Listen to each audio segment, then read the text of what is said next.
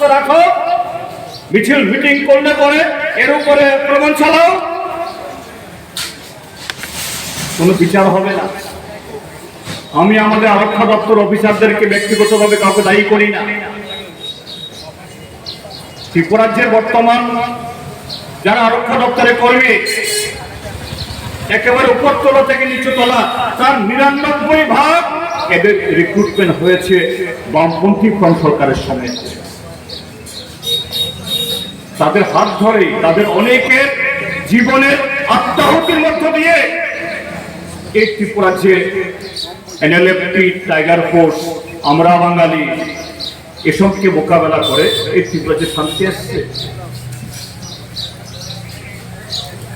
তাদের সততা নিষ্ঠার কারণে সমস্ত চ্যালেঞ্জ সত্ত্বেও 25টা বছর এই ত্রিপুরাজ্য কেন্দ্র সরকারের সমস্ত ধরনের বিমাত্রসেবা আচরণের মধ্যে এগিয়ে গেছি আমরা। তারাই আজকে দায়িত্বে, কনস্টেবল থেকে হাবিলদার হয়েছেন, হাবিলদার থেকে এসআই হয়েছেন, এসআই থেকে ডিএসপি হয়েছেন, ডিএসপি থেকে এসপি হয়েছেন, এসপি থেকে আইজি, ডিআইজি হয়েছেন কেউ কেউ। তারা খারাপ ছিল, তারা খারাপ হয়ে গেছে, কথা আমরা বলবো না, কিন্তু গত 6 বছর কি আরক্ষা দপ্তরে, কি সিভিল প্রশাসনে এখানে ন্যায়ের সাথে, সত্যের সাথে, সংবিধানের পথে,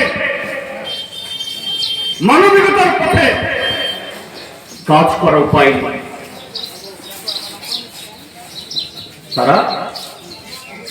তাদের কাছে অনেকেই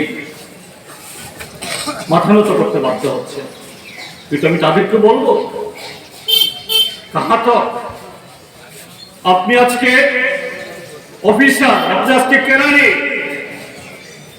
আপনি আজকে অর্ডিনারি আধিকারিক, কালকে কিন্তু আপনিও পাবলিক,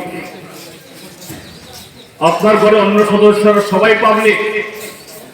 আপনার ছেলে মেয়েকে এই স্কুলে পড়তে হবে, আপনার ছেলে মেয়ে বিশ্ববিদ্যালয় কলেজ থেকে বেরিয়ে এই রাজ্যেই কাজ খুঁজতে হবে, আপনাকে বাজারে আপনার সংসারে খরচ করতে হবে। আপনি যদি সেই জায়গায়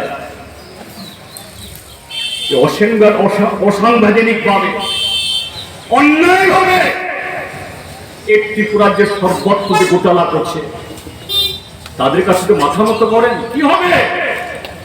শুধু বিরোধী দল মার্ক্সবাদী কমিউনিস্ট পার্টি রক্তাক্ত, আক্রান্ত, তার সহ্য করবে,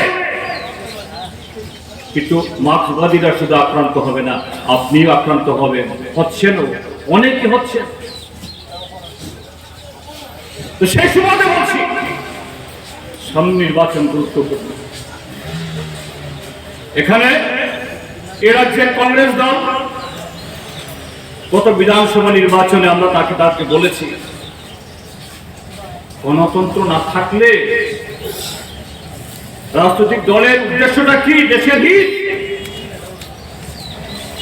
শুধু সরকারের বসলেই জনগণের কল্যাণ করা যায় তা না, সরকারের বাইরে থেকেও সমাজ সেবার কাজ করা যায়। আপনারা করেছেন বামপন্থী ফ্রন্ট সরকারের 25 বছরে। তখনকার বিরোধী এমএলএ, বিরোধী পঞ্চায়েত প্রধান, বিরোধী রাজনৈতিক দল যদি কোথাও আমাদের ত্রুটি হয়, ভুল হয়, আঙ্গুল তুলতে পেরেছে, কেউ তার আঙ্গুল কাটেনি, তার বাড়ি জ্বালিয়ে দেয়নি, পার্টি